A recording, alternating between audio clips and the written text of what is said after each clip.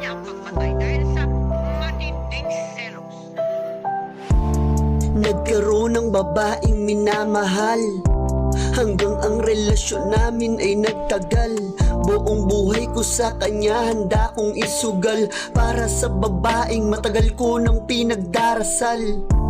Nagsama kami ng 13 taon, nagbunga ng 2 anak ang aming relasyon.